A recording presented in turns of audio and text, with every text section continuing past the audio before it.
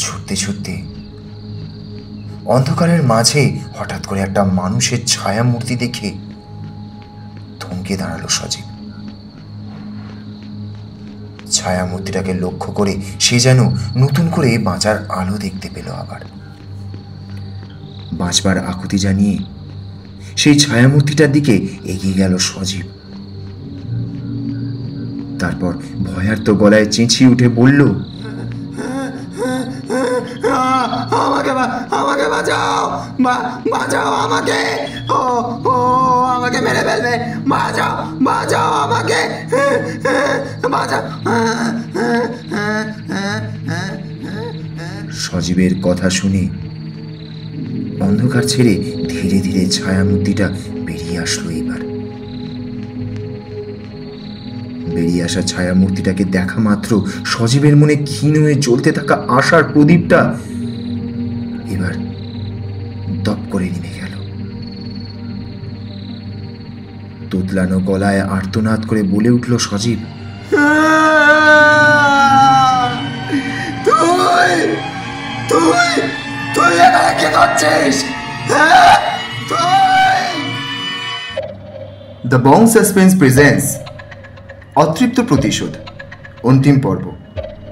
এই গল্পের সমস্ত চরিত্র কাল্পনিক। বাস্তব জীবনের সাথে যদি এই গল্পের কোনো মিল থেকে থাকে তা সম্পূর্ণভাবে অনিচ্ছাকৃত ও কাকতালীয়।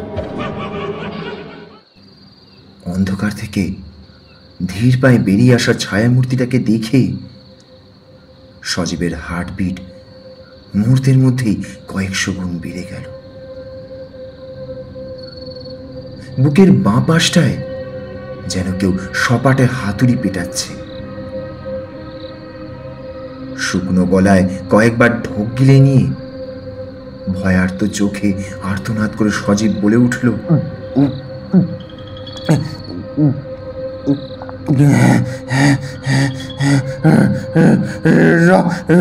রতন তুই? কিন্তু কিভাবে সম্ভব যে মানুষটাকে বরফে জড়ানো মৃত শরীরটা নিয়ে পড়ে আছে, যাকে আমি নিজে হাতে প্লাস্টিকে মুড়িয়েছি, সে আবার বেঁচে ফেরে কিভাবে? কি হচ্ছে সব? বল বল, তুই আমাকে এক্ষুনি বল, বল।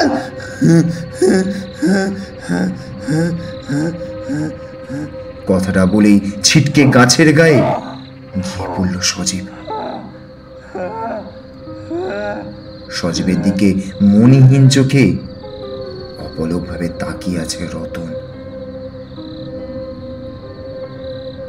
ওর মুখে বাঁকা হাসি ফুটে উঠেছে। এবার গালের উপর তাজা রক্ত শুকিয়ে গিয়ে আরো ভয়ঙ্কর করে তুলেছে ওর পুরো মুখশ্রী। আমার কাছে আসবি না,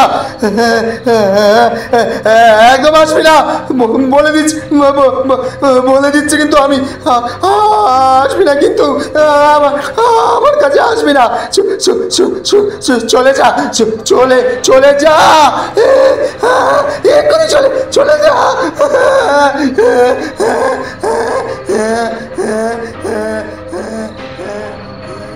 ভয়ার্ত গলায় সজীব কথাগুলো বলেই ওর শার্টের ভিতরে থাকা ধারালো ছুরিটা বার করে হাতে চেপে ধরল। এবার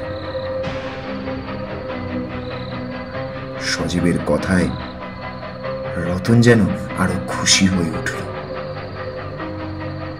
ওর ঠোঁটের কোণে একটা বিচ্ছিরি হাসি ফুটে উঠেছে। এবার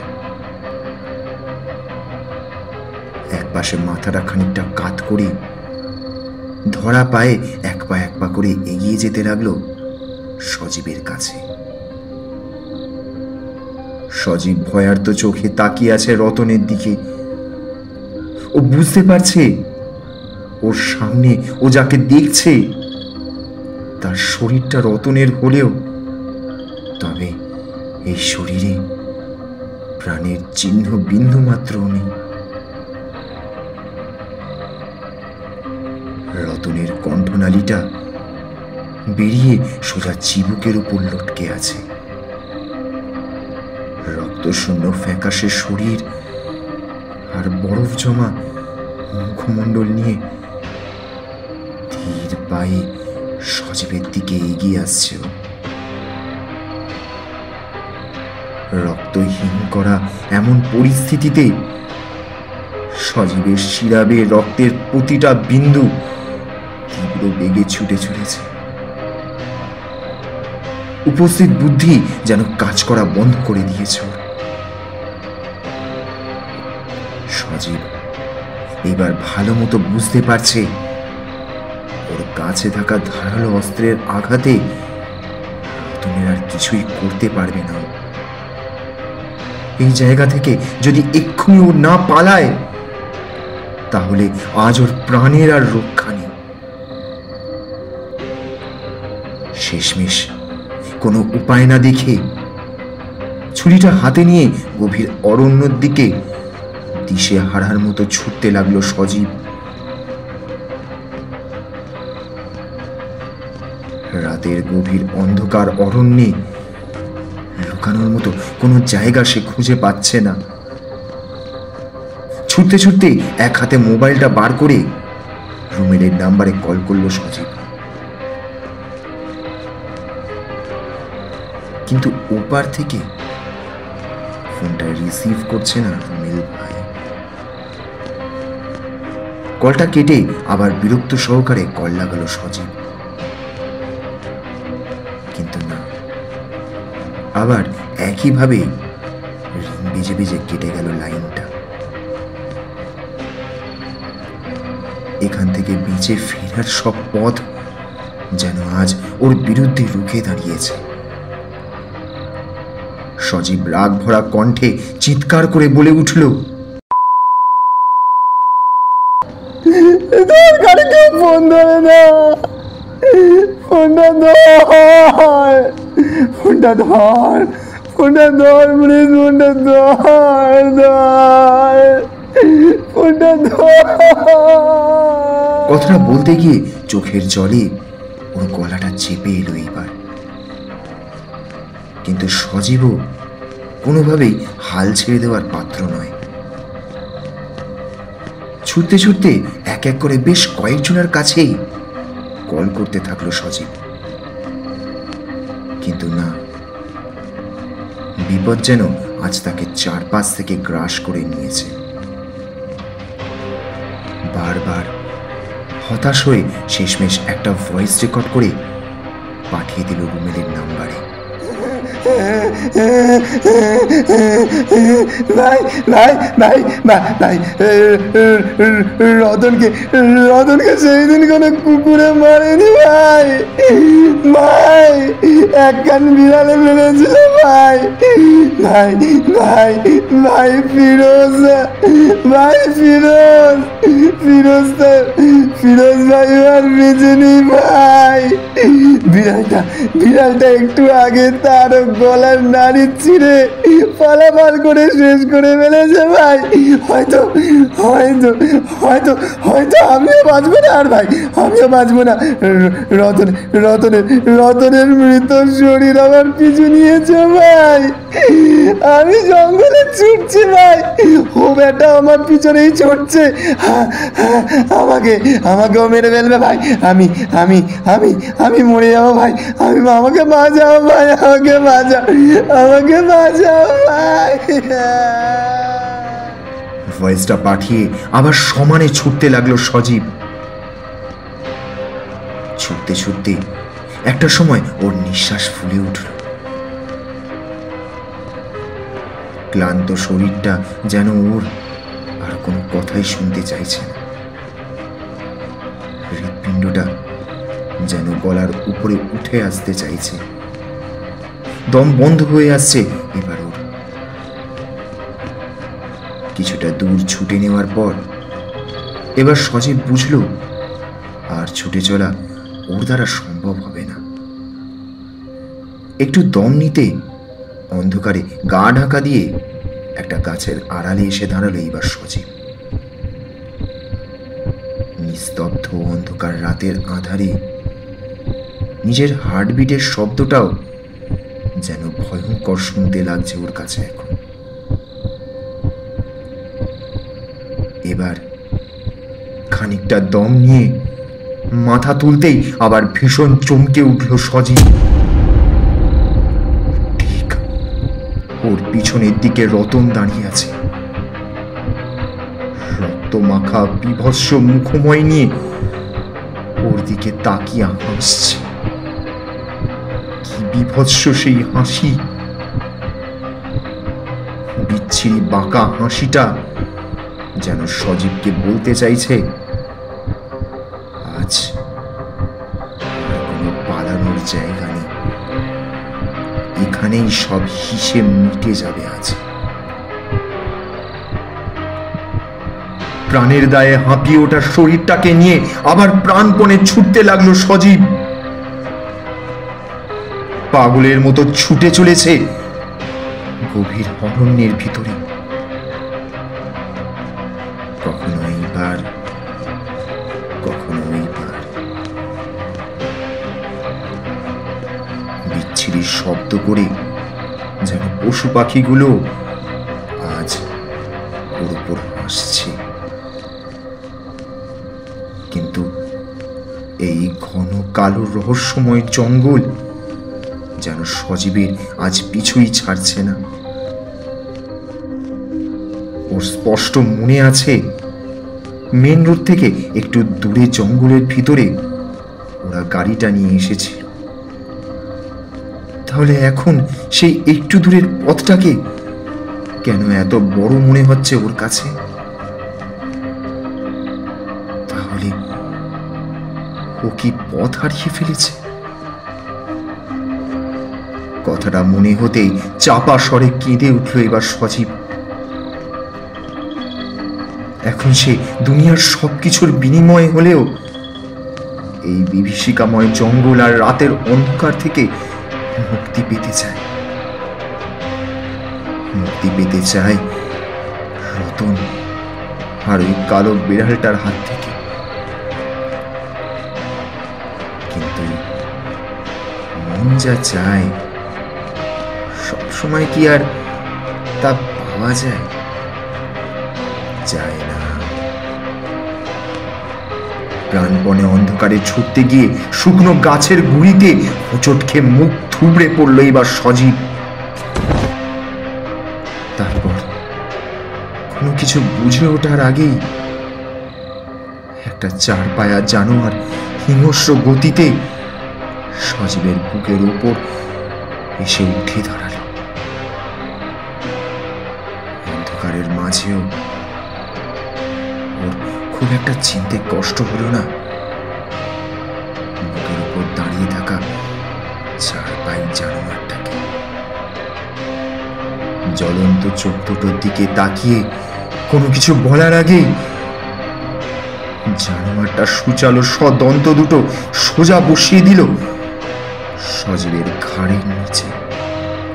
সাথে সাথেই একটা তীব্র আর্তনাদ করে অসাড় হয়ে এলো সজীবের দেহটা। প্রাণপণে বাঁচার সংঘর্ষ যেন শেষ হল।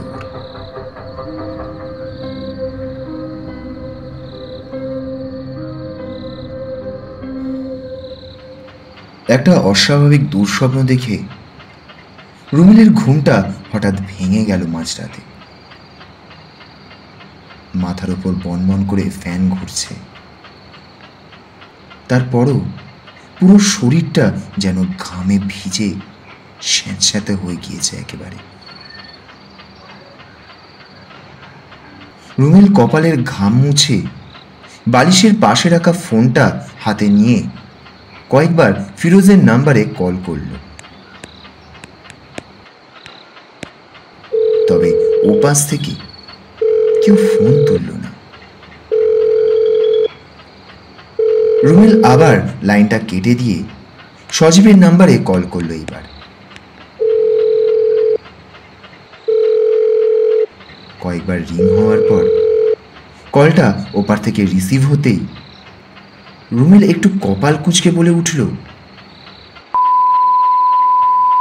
ফোন তুলিস না কেন রে? একটা কাজ করতে বলেছি, করেছিস? নাকি কোনো মাগির কোলে মাথা ঢুকিয়ে শুয়ে আছিস? হ্যাঁ, কি রে, জবাব দিচ্ছিস না কেন? হ্যাঁ, তবে ওপাশ থেকে কোনো উত্তর আসলো না।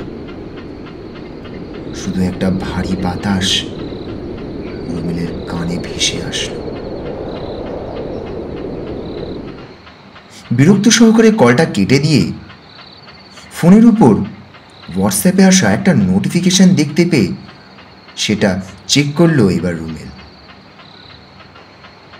ভয়েস নোটটা সজীবের। এত রাতে সজীব ভয়েস নোটে কি বলতে পারে?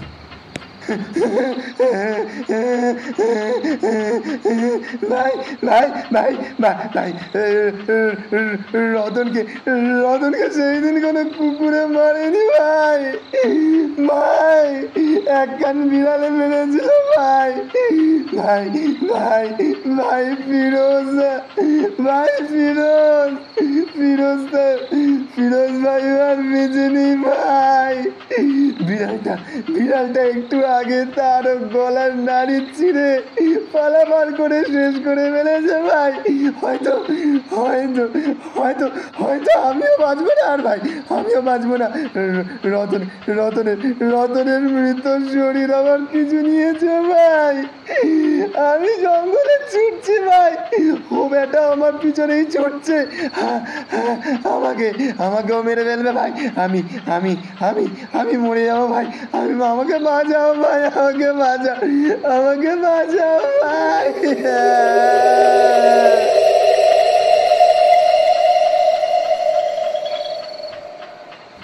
সজীবের সব কথা শুনতেই রুমেলের শরীরটা এক মুহূর্তের জন্য কেঁপে উঠল।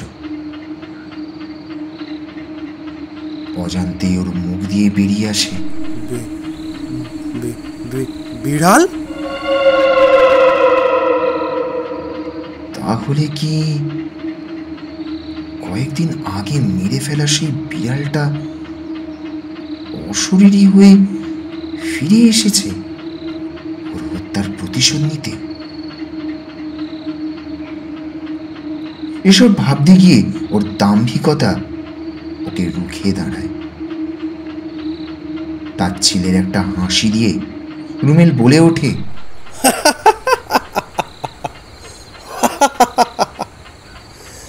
ধুর শালা, একটা বিড়াল কি করে খুন করবে? হ্যাঁ, সব গাঁজা টেনে আছে মনে হয়। কাজে ফাঁকি দিতে বেশ ভালোই গল্প সাজিয়েছে। রুমেল মনে ভাবতে শুরু করলো, সজীব ইয়াং ছোকরা, নিশ্চয় মজা করছে, কিন্তু ফিরোজ তো বড়। এই বয়সে ওর এমন ফাজলামো মানায় না। সকালে দেখা হোক, তখন দুজনকে নয় বুঝে নেওয়া যাবে। এই কথাটা ভেবেই আবার বিছানায় শুয়ে পড়ল রুমেল।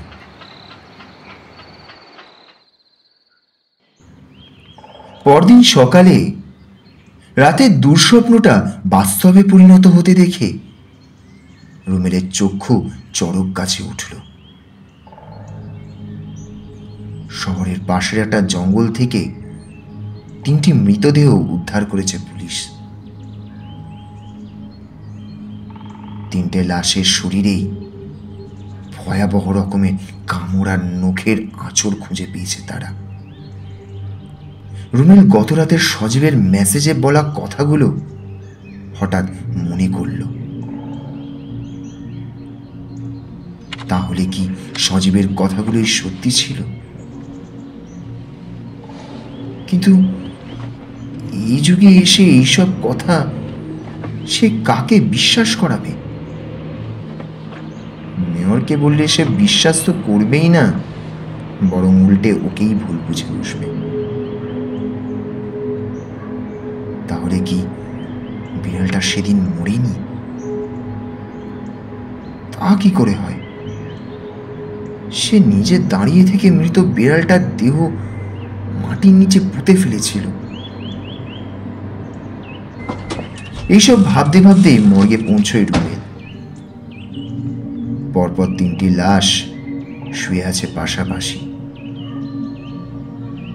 তাদের মুখ থেকে কাপড় সরাতেই খানিকটা ভুরু কুচকে ওঠে রুমেলের। কতটা যন্ত্রণার ভয় নিয়ে একটা মানুষ মারা গেলে তার চোখ দুটো এমন বিস্ফারিত হয়ে থাকে। তিনজনকেই একইভাবে খুন করা হয়েছে। গলার পাশের কিছুটা অংশে দাঁত বসিয়ে কামড় দিয়ে মাংস তুলে নেওয়া হয়েছে। ক্ষত অংশগুলো শুকিয়ে কালো হয়ে গিয়েছে সবার।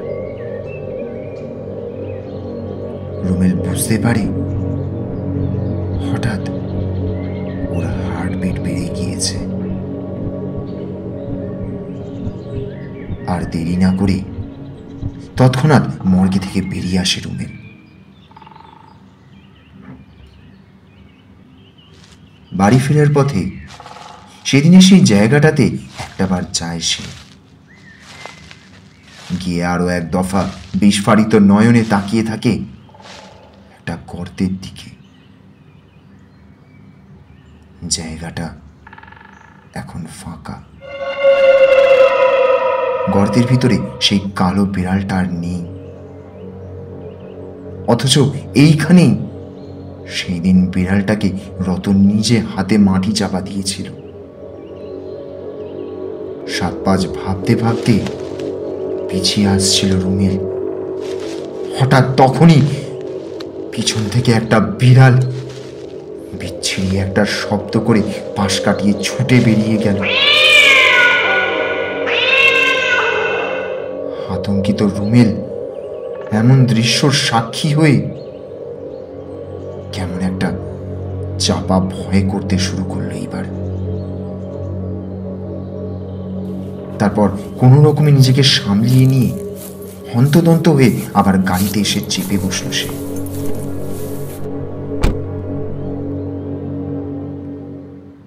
আর সারাটা দিন বেশ আতঙ্কেই কেটেছে রুমেলের। এই প্রথমবার সে এত ভয় পাচ্ছে, তাও আবার একটা বিড়ালকে। এতদিনে সে কত অন্যায় করেছে, কত মানুষের উপরে জুলুম করেছে, কতজনের জমি বাড়ি সে নিজে হাতে দখল করেছে। তার হিসেব রুমেলের নিজেরও জানা নেই।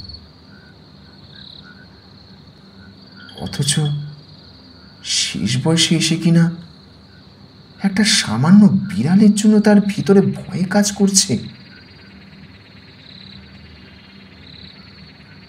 রুমেলের সত্তা অজান্তেই ওর ওপর হা হা করে হেসে ওঠে ওর নিজের কাপুরুষতা দেখে। রুমেল নিজেকে একটু শক্ত করে অভয় দেখিয়ে বলে, ধুর, একটা বিড়াল আর এমন কি করবে? ওদের নিশ্চয়ই বন্য প্রাণীতেই মেরেছে। কাঁধের ওপর দাঁতের দাগগুলো যেভাবে বসানো ছিল তা একটা বিড়ালের পক্ষে কখনোই সম্ভব নয়। আমি বেকার চিন্তা করছি এসব নিয়ে। উফ। একটা দীর্ঘ নিঃশ্বাস ফেলে রুমেল সামনে থাকা সোফার ওপর নিজের পা দুটো তুলে বসল। আজ ওর শরীরটা খুব একটা ভালো লাগছে না। হয়তো সারাদিনের অহেতুক চিন্তা ওর মস্তিষ্ককে দুর্বল করে ফেলেছে। সন্ধ্যায় মেয়রকে ফোন করে রুমেল জানিয়ে দিয়েছে আজকে সে আসতে পারবে না। ওর শরীরটা তেমন ভালো নেই। টেনশন কমাতে কয়েকটা বিলেতি বোতল নিয়ে বসেছে রুমেল। আজ ওর আকণ্ঠ পান করতে ইচ্ছা করছে, আর ও করলেও তাই। সন্ধ্যা থেকে লাগাতার একের পর এক গ্লাস সমানে গলায় ঢেলে চলেছে সে। কিন্তু তারপরেও কোনোভাবেই মাথা থেকে বিড়ালের চিন্তাটা দূর হচ্ছে না ওর। তাহলে কি তার এতদিনের সব ক্ষমতা নিছক একটা বিড়ালের কাছে শেষ হয়ে যাবে?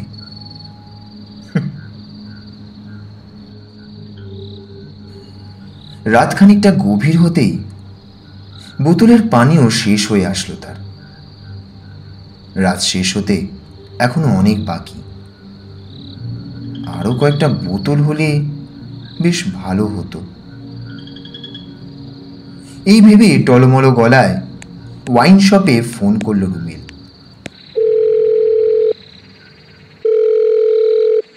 এই আক্তার, এই আমার জন্য কয়েক বোতল মদ নিয়ে আয় তো। এক্ষুনি আনবি কিন্তু, ঠিক আছে? এক্ষুনি আনবি। হ্যাঁ ভাই, তুমি খানিকক্ষণ অপেক্ষা করো, আমি এক্ষুনি আনছি। রুমেল কলটা কেটে দিয়ে শেষ গ্লাসটা হাতে নিয়ে অপেক্ষা করতে থাকলো আক্তারের। মিনিট 20 পর দরজায় কলিং বেলের আওয়াজ পড়তেই রুমেল হনহনিয়ে গিয়ে দরজা খুলে দেখল আক্তার একটা নীল রঙের ব্যাগ হাতে নিয়ে দাঁড়িয়ে আছে। মুখে তার চওড়া হাসি। তাকে দেখে রুমেল টলমলো গলায় প্রশ্ন করল, কিরে, এনেছিস? এতক্ষণ লাগে কি আনতে? আয় ভেতরে আয়, আয় আয় আয় ভেতরে আয়, ভেতরে আয়। বাইরে দাঁড়িয়ে থাকা আক্তার শুকনো ঠোঁটের কোণে বাঁকা হাসি ফুটিয়ে বলে উঠল, আরে ভাই, রেগে যাচ্ছ কেন? এত রাতে দোকান খুলে তোমার জন্য মদ আনলাম, একটু লেট তো হবেই বল। যাই হোক, এই নাও, একেবারে কড়া জিনিস আছে কিন্তু ভাই। কথাটা বলেই রুমেলের হাতে ব্যাগটা তুলে দিল আক্তার। তারপর আবার বলল, ভাই, বলছিলাম, এত বড় বোতল দুটো তুমি একাই খাবে? এত কষ্ট করে এত রাতে নিয়ে আসলাম, আমাকে একটু দেবে না? হ্যাঁ হ্যাঁ হ্যাঁ, আরে হবে না কেন, আলবাত হবে। আয় আয় আয়, বস তাহলে, আয়। রুমেলের কথা মতো আক্তার আবারও হাসল। তারপর বোতল দুটো সামনে নিয়ে সোফায় বসল সে। রুমেল আক্তারের সামনে বসে ওকে দুটো গ্লাস দেখিয়ে বলল, নে ঢাল দেখি তো, পেগ বানা। আক্তার বোতলের মুখ খুলে দুটো গ্লাসে রঙিন পানীয় ঢেলে একটা গ্লাস এগিয়ে দিল রুমেলের দিকে। রুমেল অল্প চুমুক দিয়ে খানিকটা উদাসী মনে বলে উঠল, আমার দলে কাজ করবি? হ্যাঁ, কি থেকে কি হয়ে গেল? হ্যাঁ, একদিনেই আমার দলটা কর্পূরের মতো উড়ে গেল রে। হ্যাঁ। আক্তার গলায় রঙিন জল ঢেলে গড়গড় শব্দে সেটা গিলে নিয়ে বলে উঠল, সব শুনলাম দাদা আমি, কিন্তু বুঝলাম না, রতন, সজীব আর ফিরোজ ভাই, ওই তিনজনকে অমনভাবে কে খুন করলো? তোমার কি কাউকে সন্দেহ হয়েছে ভাই? না রে, আমার এত শত্রুর ভিতরে কাকেই বা সন্দেহ করব আমি? আজকে সকালে মর্গে যাওয়ার পর, লাশগুলোকে সচক্ষে দেখার পর আমার যা মনে হয়েছে, অমনভাবে খুন করা কোনো মানুষের কমন নয়, বুঝলি? সে নয় বুঝলাম, তবে হাওয়ায় খবর আছে দাদা, এই যে মানে পুলিশে তো তোমাকে সন্দেহ করছে, তুমি নাকি প্ল্যান করে হত্যা করেছো ওদেরকে। ওই তাদের কথা বাদ দে, ওদের কাজই সন্দেহ করা। আমার এত কষ্টে গড়া দলটাকে আমি কিনা খুন করব? এই লাইনে লোক টানা চারটিখানি কথা বল, কত কষ্ট করে সবাইকে সব কিছু শিখিয়েছিলাম, আর আরে এক রাতে সব কটা গেল রে। খুবই খারাপ লাগছে ওদের জন্য। তা ভাই, তোমার কি উচিত না ওদের সাথে থাকা? কি করে থাকবো বল, ওরা তো আর বেঁচে নেই। তাহলে তোমারও তো উচিত মরে যাওয়া। ধুর, আমি মরবো কেন?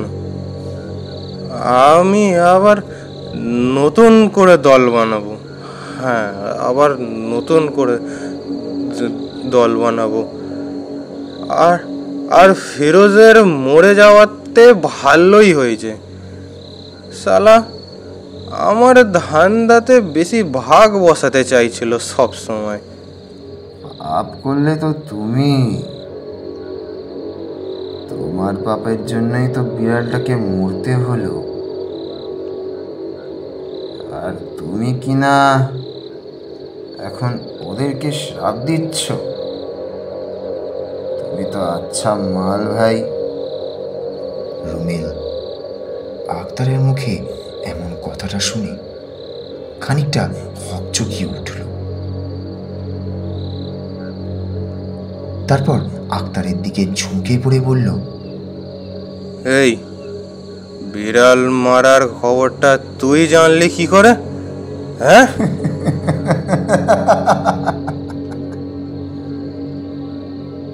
আমি সব জানি বস, সবটুকু জানি।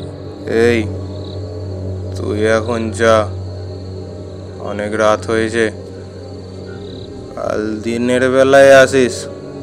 যা এখন, যা। তোমার না একা একা ভয় লাগছিল, তার জন্যই তো আসলাম আমি। আর এখন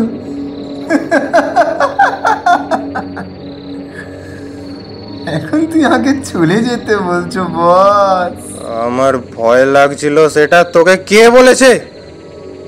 তুই যা এখন, যা। আমি ঘুমাবো। পেটে মাল পড়ে সব ভুলভাল কথা বকছিস এখন, যা। বড় ভাই, এতগুলো প্রাণ হজম করে তোমার ঘুম আসবে? তার চাইতে বরং ওই বোতলটা খুলি, কি বলো? হ্যাঁ,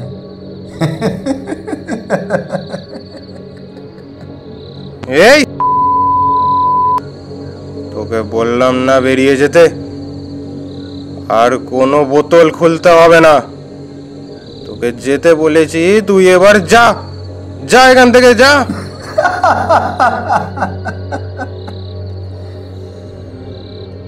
আমি তো যাওয়ার জন্য আসিনি ভাই, তোমাকেও আজ নিয়ে যাওয়ার জন্য এসেছি। তোমার জন্য যে ওরা অপেক্ষা করছে।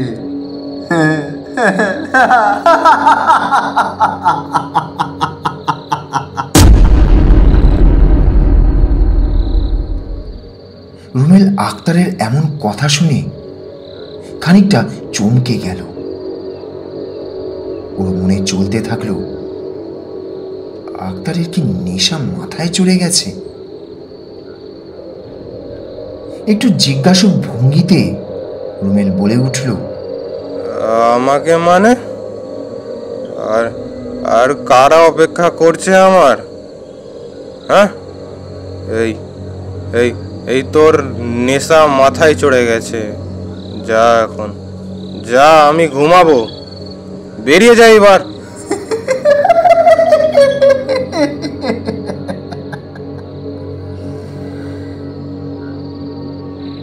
আরে বড় ভাই,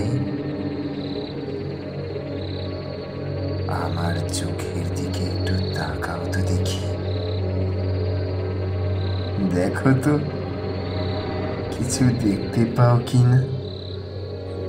এইবার রুমিল আক্তারের চোখের দিকে তাকাতেই মুহূর্তেই ওর নেশাগ্রস্ত চোখ জোড়ার নেশা কেটে গিয়ে ভয়ে জাঁকিয়ে বসল। আতঙ্কিত গলায় রুমিল চেঁচিয়ে বলে ওঠে, এই আক্তার, এই তোর তোর চোখ দুটো অমন কেন রে? হ্যাঁ, কি কি কি হয়েছে তোর চোখে? হ্যাঁ, ওর ওরকম কেন দেখাচ্ছে কেন? এবার আক্তারের ঠোঁটে একটা বাঁকা হাসি ফুটে উঠেছে। রুমিলের দিকে মাথা তুলে চাপা স্বরেও বলে উঠল,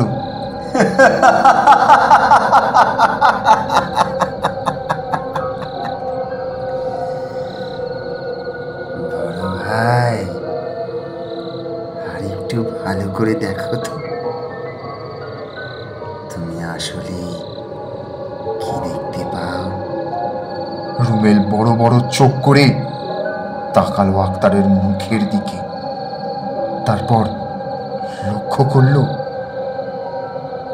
আক্তারের মুখটা ধীরে ধীরে বদলে গিয়ে অন্য একটা মুখশ্রীর রূপ ধারণ করছে। চোখের মণিজোড়া কালোর পরিবর্তে কেমন হলুদ রঙের পরিণত হচ্ছে। মুখটাও ধীরে ধীরে সুচালু মতো হয়ে যাচ্ছে। এমন দৃশ্য দেখে এবার রুমেল ভীষণ ভয় পেয়ে গেল। তারপর একটা বিকট চিৎকার করে রুমেল বলে উঠল, এই এই এই আক্তার, এই তোর তোর তোর কি হয়েছে? তোর তোর তোর তোর মুখটা মুখটা এমন দেখাচ্ছে কেন?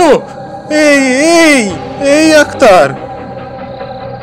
ভয়ার্ত চোখে রুমেল দেখছে ধীরে ধীরে আক্তারের মুখটা বদলে গিয়ে একটা বিড়ালের মাথাতে রূপান্তর হচ্ছে। ওর শরীরটা আক্তারের হলেও মুখটা একটা বিড়ালের। কালো মিশমিশে ভয়ঙ্কর একটা মুখমণ্ডল। রুমেল চেয়ার ছেড়ে উঠে দাঁড়িয়ে কয়েক পা পিছিয়ে গিয়ে ভয়ে জড়ানো কণ্ঠে বলে উঠল, বিড়াল? আক্তার? এই আক্তার কোথায় গেল? এই যে এইসব এসব এসব কি হচ্ছে? এই আক্তার! নিজের মৃত্যুকে সামনে দেখে ভয়ে উকড়ে গেল রুমেল। ভয়ে সেঁধিয়ে গিয়ে পুরো শরীর থরথরানি দিয়ে কাঁপছে ওর এখন। প্যান্টের পকেট থেকে মোবাইলটা বার করতে যেতেই আক্তার ছুটে গিয়ে দেওয়ালের সাথে ঠেসে ধরল রুমেলকে। তারপর ঘেরে ঘেরে কণ্ঠে বলে উঠল, ফোন করে কোনো লাভ নেই, কেউ আসবে না এইখানে। কি দোষ করেছিলাম আমি? তোর বাপ মেয়রের গাড়ির ব্রেক খারাপ হলো আর তার অপরাধ বিধরক পিটিয়ে তোরা আমায় মারলি। সেই দিন খুব ছটফট করেছিলাম বাঁচবার জন্য। আমাকে তো মারলি, সাথে আমাকে যে বাঁচানোর জন্য এসেছিল তাকেও অমানুষের মতো মারলি। তুই না তোর সাঙ্গ পাঙ্গদের খুব মনে করছিলি, আর কোনো অসুবিধা নেই, একটু পরে তুই ওদের সাথে দেখা করে নিস, আমি সেই ব্যবস্থা করে দিচ্ছি।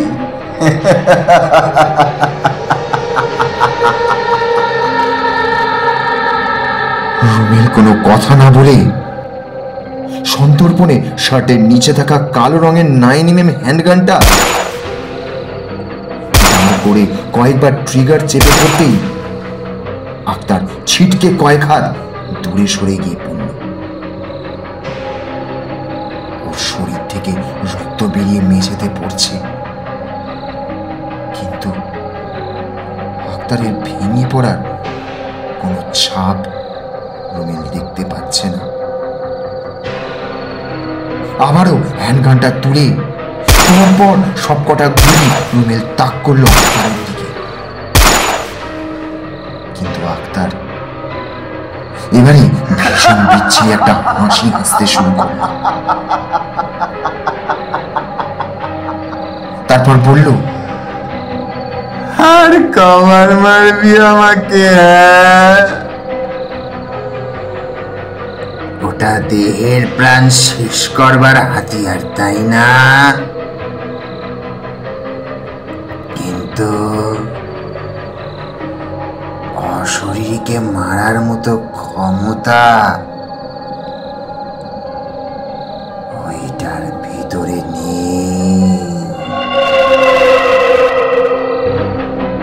এই কথাটা বলেই আক্তারের শরীর ছেড়ে কালো ধোঁয়ার কুণ্ডলি পাকিয়ে একটা বিভৎস শরীর বেরিয়ে আসলো। সেই শরীর থেকে মাংস পচে গিয়ে ভিতরের হাড়গুলো দেখা যাচ্ছে, রক্ত মাংসের চোখগুলো নিকষ কালো আধারে ঢাকা। রুমের শুকনো গলায় কয়েকবার ঢোক গিলে বিড়ালটার দিকে আবার হ্যান্ডগানটা তাক করতেই বিড়ালটা এক লাফে রুমেলের কাঁধের উপর উঠে এক কামড় দিয়ে বসল। রুমেল অসহ্যনীয় যন্ত্রণাতে একটা চিৎকার দিয়ে উঠে বিড়ালটাকে দু হাত দিয়ে শক্ত করে চেপে ধরে সরিয়ে দিতে চাইল, কিন্তু বিড়ালটা তার সমস্ত শক্তি দিয়ে রুমেলের গলায় নিজের সদন্ত বসিয়ে চেপে ধরে রেখেছে, যেন জন্ম জন্মান্তরে প্রতিশোধ জেগে উঠেছে তার শরীরে। রুমেল শেষ চেষ্টা করতে শরীরের সমস্ত শক্তি দিয়ে বিড়ালটাকে হ্যাঁচকা টান দিতেই বিড়ালটা সরে গেল। দূরে দাঁড়িয়ে থাকা বিড়ালটার মুখে সরু একটা মাংস পিণ্ড দেখতে পেল রুমেল। একটা বিভৎস চিৎকার দিয়ে নিজের গলা চেপে ধরল এবার রুমেল। ওর গলার কণ্ঠনালী আর নেই। ভয়ে চিৎকার দিতে গিয়েও কোনো শব্দ বের হলো না আর। এক হাত দিয়ে গলা চেপে ধরে ফ্লোরে শুয়ে পড়ল রুমেল। সেখানে পড়ে মৃত্যু যন্ত্রণায় ছটফট করতে থাকলো ওর শরীরটা। সামনে দাঁড়িয়ে থাকা একজোড়া চোখ স্থির দৃষ্টিতে ওর দিকে তাকিয়ে আছে। সে অপেক্ষা করছে কখন রুমেলের শরীরটা শান্ত হবে। কিছুক্ষণ পর সবকিছু শান্ত হয়ে গেল। রুমেলের ছটফট করতে থাকা শরীরটা এখন নিস্তেজ হয়ে পড়ে রয়েছে মেঝের উপরে। গলার কাছের ক্ষত স্থান থেকে বছরের তাজা রক্ত বেরিয়ে এসে ফ্লোরটাকে ভাসিয়ে দিচ্ছে।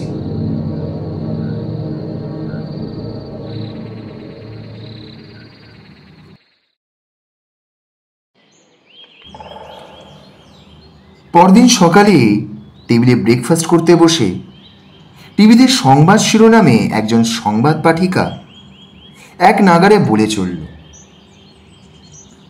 একই দিনে ভিন্ন ভিন্ন স্থানে 4-4টে মানুষের রহস্যজনকভাবে খুন।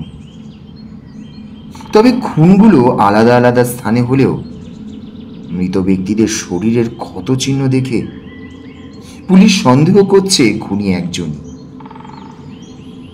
তবে সে মানুষ নাকি কোনো হিংস্র জানোয়ার তা নিয়ে এখনো তদন্ত চলছে।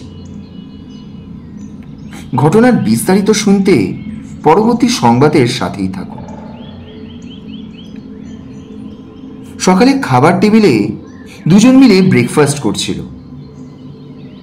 অতীম আর পল্লবী এমন সংবাদ শুনে হঠাৎ পল্লবী বলে উঠল, আমার তো মনে হচ্ছে ওগুলো কোনো জঙ্গলি জানোয়ারের কাজ। তবে হঠাৎ করে শহরে মাংসাশী জানোয়ারের উৎপাত হলো কি করে গো? আমার তো ভয় লাগছে এবার। দুদিনে 4-4টে মানুষ এমন নৃশংসভাবে খুন, তাও আবার ওভাবে কামড়ে। নিশ্চয় কোনো কুকুর হবে, কিন্তু অবলা প্রাণীগুলোকেও দোষ দিয়ে আর কি করব বলো? দোষ তো আমাদেরই। আমরা যদি আমাদের বেঁচে যাওয়া খাবারগুলো ফেলে না দিয়ে ওদেরকে খেতে দিতাম, তাহলে হয়তো ওরা এতটা হিংস্র হতো না। যেখানে খিদের জ্বালাতে মানুষ পশু হয়ে যায়, সেখানে অবলা জানোয়ারগুলোর আর কি দোষ, তাই না? এক মনে নিজের খাবার খাচ্ছিল অতীম। পল্লবীর সব কথা শেষ হয়ে যাওয়ার পর একটা বাঁকা হাসি দিয়ে অতীম বলে উঠল, এগুলো সব খুন। পেটের খিদের জন্য এগুলো হয় না। কিছু কিছু খুন অতীতের হিসাব মেটাতেও হয়, বুঝলে? পল্লবী চোখ দুটো গোল গোল করে জিজ্ঞাসক দৃষ্টিতে বলল, মানে কি বলতে চাইছো তুমি? আর তুমি বা জানলে কিভাবে যে এগুলো খুন? ও কিছু না, আমি একটু বেরোবো এখন, কিছু কাজ আছে, পরে আসছি। হ্যাঁ। কথাটা বলেই অতীম টেবিল ছেড়ে উঠে দাঁড়িয়ে সেখান থেকে বেরিয়ে গেল। স্টোর রুমে রাখা বরফে জড়ানো বিড়ালটাকে কবর দিতে হবে। ওর যে অসমাপ্ত কাজগুলো এখন শেষ। পল্লবী যদি লক্ষ্য করত, তাহলে হয়তো দেখতে পেত অতীমের ঠোঁটে বহুদিন পর হাসি ফুটে উঠেছে। না, সেই হাসিটা সাধারণ কোনো হাসি নয়, কিছু মানুষরূপী অমানুষের প্রাপ্য সাজা পাওয়ার আনন্দের হাসি।